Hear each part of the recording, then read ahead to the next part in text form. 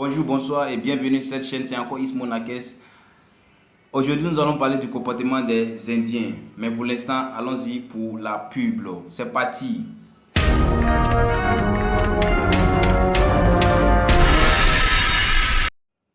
Voilà. Bonjour et bonsoir à tous. Concernant ma vidéo d'autres fois, il y a certains amis qui m'ont posé des questions, ils m'ont demandé de faire une vidéo sur certaines choses qu'ils m'ont posées. C'est-à-dire des questions, des différentes questions et tout. Ils m'ont posé assez de questions, mais parmi ces questions, j'ai retenu 10 questions. 10 questions que je vais essayer de répondre en fonction de mon expérience ici. Voilà, donc c'est parti. Première des choses, on parle ils disent s'ils sont accueillants, les Indiens. S'ils sont accueillants, ok. Concernant mon expérience, les Indiens sont accueillants. Sincèrement, ils sont accueillants. Si tu arrives en Inde, sûrement tu seras impressionné, tu vas croire que non, ce sont des gens qui veulent t'arnaquer, t'escroquer et tout et autres.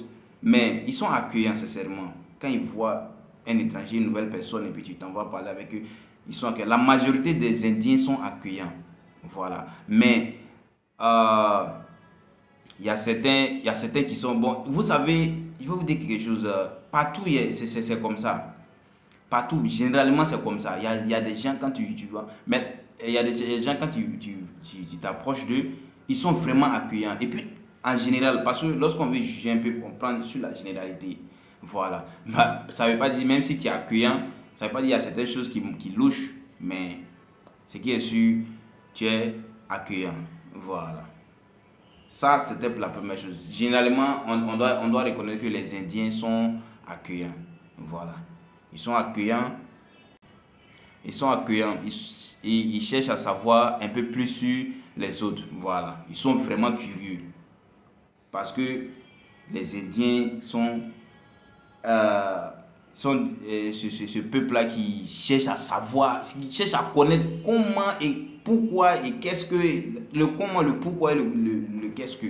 Vraiment, ils sont vraiment curieux et beaucoup accueillants. Donc, je peux dire, les Indiens sont accueillants. Voilà, mais bon, on peut pas dire à 100%, mais ils sont accueillants. Voilà. Pour la deuxième question, le comportement des locaux. Bon, ok, ça, c'est vraiment compliqué parce que, sachez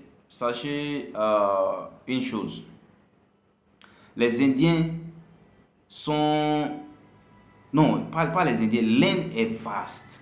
L'Inde est vaste. C'est un pays très très très vaste. C'est pas comme les petits pays en Afrique et tout. C'est très vaste. Voilà. Donc, ça dépend d'un État à un autre. Il y a certains États comme Mumbai, Delhi, comme Bangalore, ces grandes villes-là, les locaux sont bizarres. Sont bizarres, sincèrement. Parce que ils ont leur comportement à eux-mêmes et puis leur comportement envers les autres, c'est-à-dire les étrangers. Et puis en plus, pas les Noirs, les Africains. Voilà. Donc si vous venez en Inde et puis c'est dans les grandes villes, faites beaucoup attention. Ne vous promenez pas avec les Indiens parce que, sincèrement, il y a des locaux qui sont vraiment pas bien. Voilà. Ils sont vraiment pas bien. Ils se mettent toujours de côté de leurs frères, même si tu as raison, même si ils ont tort, mais quand même ils se mettent ensemble et puis bon, c'est toi qui es dans le problème. Et donc, il faut beaucoup faire attention. Il y a des gens qui ont des très mauvais comportements. Donc, faites beaucoup attention. Mais dans la ville où je suis, bon, les locaux, ils ont un bon comportement. Mais bon, les Indiens restent toujours des Indiens. Il faut faire beaucoup attention. Quand tu viens en Inde, il faut faire beaucoup attention. Quand quelqu'un vient envers toi, amitié, il faut faire beaucoup attention avant même d'accepter son amitié. Il ne faut pas partager beaucoup. Faut pas partager beaucoup avec lui, quoi. Mais il faut partager l'amitié, l'affection qu'il te donne. Partager tout, mais il ne faut pas partager...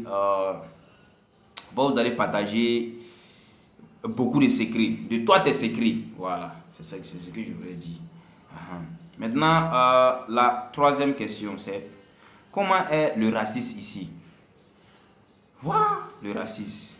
Bon, lorsqu'on parle du racisme, pratiquement en Asie, lorsqu'on parle du racisme, je vais beaucoup me focaliser sur le racisme en Asie. En Asie, c'est pratiquement la même chose. C'est pratiquement la même chose. Vous voyez ce qui se passe en Chine. Bon, Dieu merci, nous, on n'a pas ça ici. C'est-à-dire, on ne voit pas ce genre de comportement ici, ce genre de racisme ici. Mais tu vas toujours te sentir en dehors de ton pays. C'est-à-dire, partout tu te sens en dehors de ton pays, mais ici, tu vas vraiment te sentir un peu frustré d'une manière. Parce qu'il y a d'autres coins, les Indiens sont beaucoup privilégiés. Et puis, il y a certains coins même, tu vois, on laisse l'Indien entrer, mais toi, quand tu veux entrer, ça veut dire que tu as tout le droit, tu as tous les droits, tu as tous tes droits d'entrer. Mais lorsque l'Indien vient, on fait entrer l'Indien et puis toi, ou bien, comment dirais-je? En fonction du logement. En fonction du logement. Tu peux aller et puis tu veux louer une maison, un appartement, et puis on te dit carrément non. C'est-à-dire le propriétaire même accepte de te louer la maison, mais les locataires disent non, il veut pas vivre avec un noir ou bien un africain. Il veut pas. Donc, le propriétaire n'a rien d'autre que de dire non, je ne te donne pas la maison. Et puis c'est clair, tu vas pas avoir cette maison-là. Donc c'est un peu difficile souvent. Voilà. Tu as ton argent, tu as tout, mais les gars ne veulent pas cohabiter avec toi. Voilà. Ils ne veulent pas cohabiter avec toi. Parce qu'ils se disent que non, quand ils voient un Africain, c'est quelqu'un qui boit, c'est quelqu'un qui prostitution, ou bien, je sais pas, il fait tout ce qui n'est pas normal pour eux. Voilà, donc il y a le racisme ici, il y a le racisme ici, mais bon, on fait avec.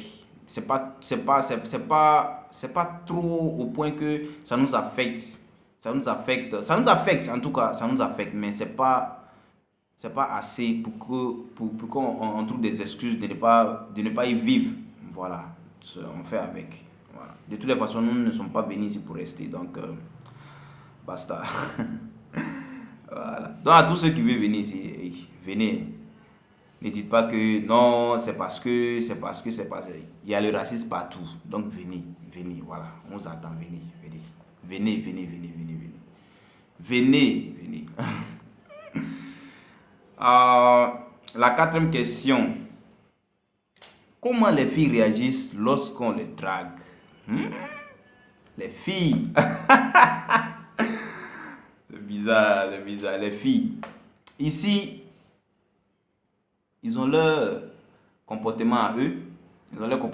C'est-à-dire quoi? Les filles, c'est-à-dire ils ne sont pas habitués à s'arrêter et causer avec un garçon. Ils ne sont pas habitués à s'arrêter à causer avec un garçon. Sincèrement, ils ne sont pas habitués à s'arrêter à causer avec un garçon. Donc, pour les draguer, c'est un peu difficile. Je n'ai pas dit c'est impossible, mais c'est difficile. Tu peux vouloir, tu as l'intention de demander quelque chose de simple, par exemple l'heure ou bien quelque part à une fille, tu l'arrêtes, tu essaies de lui poser la question, elle ne t'écoute pas, elle s'en bat, peut-être, souvent même elle peut fuir. Voilà, donc, mais à l'exception, il y a des noirs qui ont des copines ici, voilà, bon, j'ai pas dit mon cas, mais il y a des noirs qui ont des copines ici, et puis bon, ça va. Ça va, mais en tout cas, dans la majorité, c'est un peu bizarre. Tu peux même pas t'arrêter avec elle pour dire causer, et puis non, j'ai refusé, quelque chose comme ça. Elles sont pas habituées. Même si vous êtes dans un coin, et puis vous êtes seul, même si vous ne causez pas, elle va essayer de se déplacer. Voilà, donc c'est comme ça. Donc, on n'est plus rien. C'est pas comme chez nous, tu peux t'arrêter dans la rue avec une fille, causer avec elle, vous riez, vous touchez. Non. Ici, impossible. Donc, bon, en tout cas, il y a des exceptions. Il y a d'autres qui ont des copines ici. font tout, ils font tout, ils font tout. Voilà. En toute chose, il y a une exception, quoi. La cinquième question. Comment immigrer en Inde? Vous savez, l'immigration en Inde, c'est pas trop compliqué. C'est comme partout. C'est comme partout. L'immigration en Inde, ils ont un site où tu vas, tu regardes les différents types de visas. Moi, par exemple, j'ai un visa études. J'ai un visa études et il y a différents types de visas. Visa études, visa travail, visa visiteur, c'est-à-dire visa touriste et tout autre. Et puis il y a beaucoup de types de visas. Visa pour les missionnaires et tout autre. Voilà. Donc c'est comme ça. Mais bon, les gars, sincèrement, moi je vais vous dire quelque chose au passage. Et que ici, c'est pas facile. C'est pas vraiment facile de venir s'installer ici comme en Europe et aux États-Unis. Voilà. C'est pas vraiment facile de venir s'installer en Europe et aux États-Unis, comme aux États-Unis, où tu peux t'installer, faire tout. Non, non, non, c'est pas facile. Donc, si vous venez ici, mieux mieux vaut venir étudier, voilà, étudier ou bien euh, venir faire le commerce ou venir faire le business. Voilà, le business. Peut-être vous êtes commerçant, vous venez acheter des choses en Inde.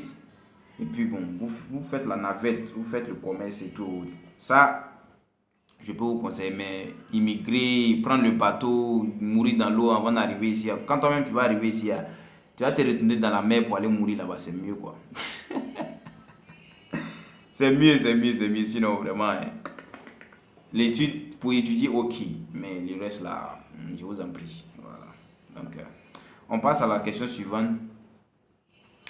Euh, le coût de la vie. Le coût de la vie. Est-ce que la vie coûte cher ici, tout? Bon, ici, comparé à d'autres pays comme les États-Unis, c'est-à-dire les autres pays européens et tout autres, le coût de la vie est très très très très bas ici. Le coût de la vie est très très bas ici. La vie est moins chère ici, sincèrement. Voilà. Pour, par exemple, un Chinois ou bien un Japonais même qui vient, dans même Asie, ils sont asiatiques, mais un Japonais qui vient en Inde ici, il vit à un niveau, à un haut niveau.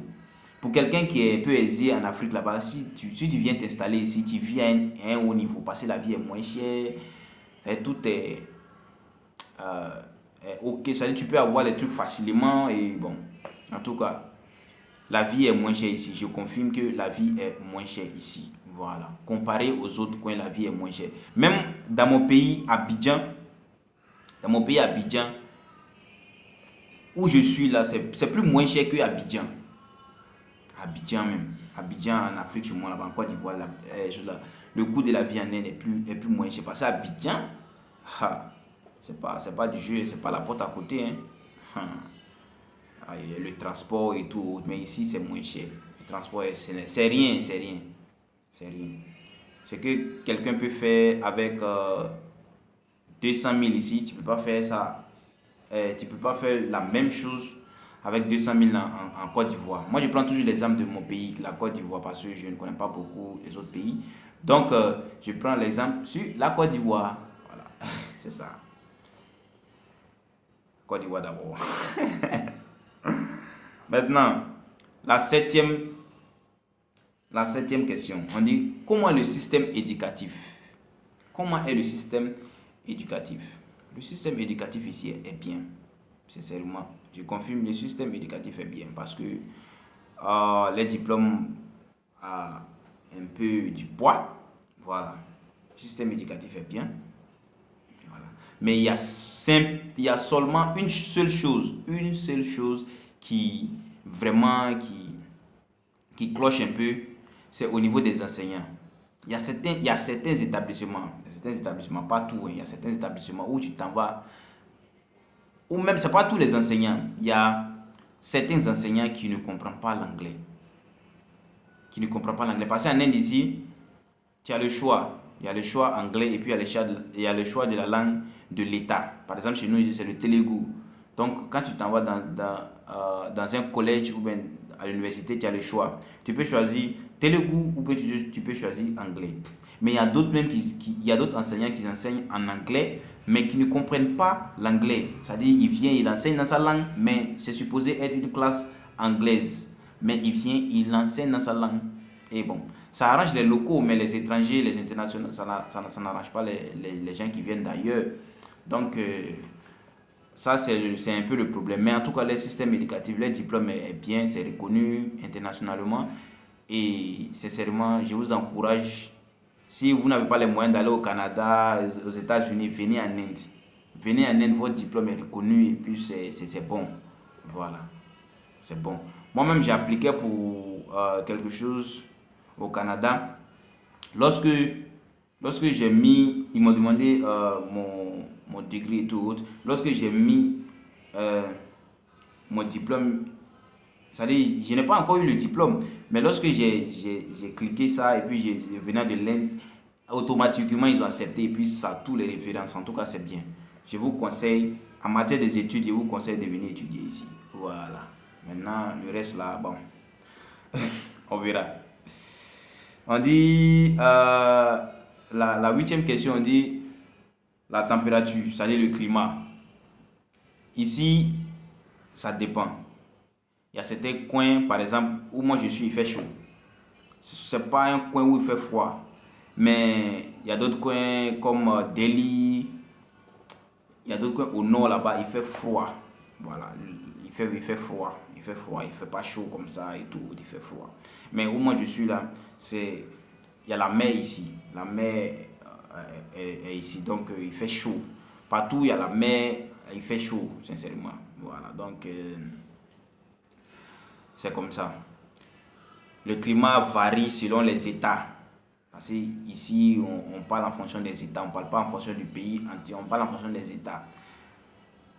Le climat varie selon les États. Voilà. Donc, c'est ça.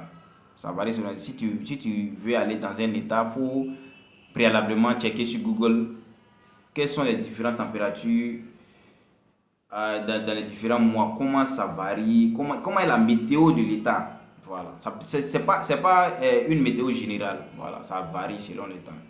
Voilà. La neuvième question. Comment avoir du travail ici? Wouh, travail. Aïe, aïe, aïe, aïe, aïe, aïe, aïe, aïe.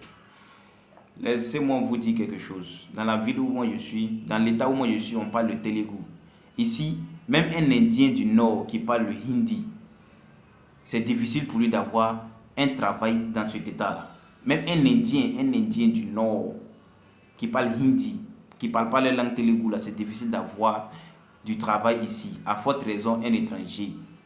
Vous voyez, les Indiens du Nord qui travaillent ici, c'est que c'est leur société qui ont fait un transfert et ils sont venus ici. C'est pas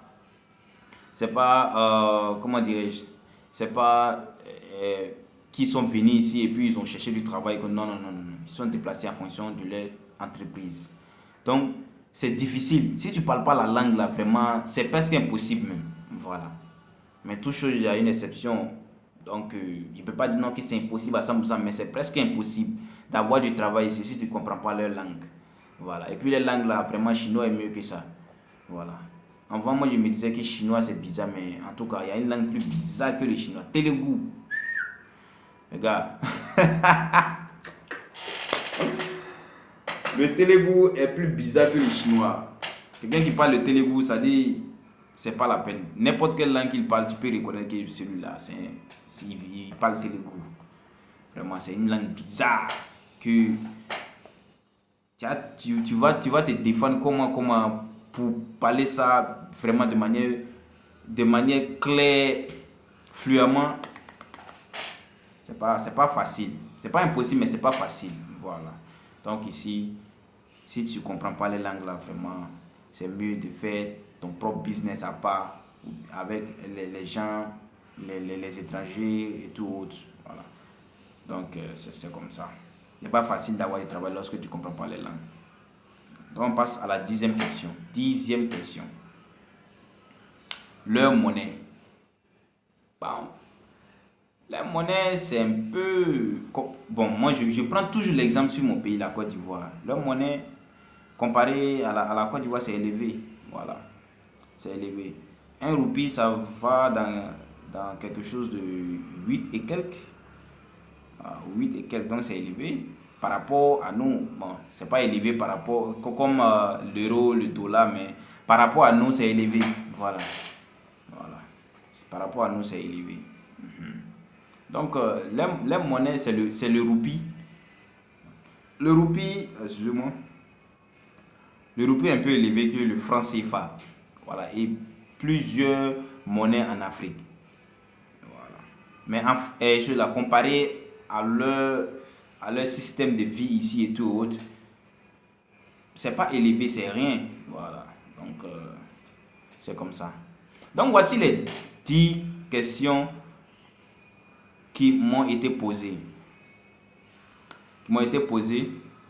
Par des amis, par des gens qui me follow sur Instagram.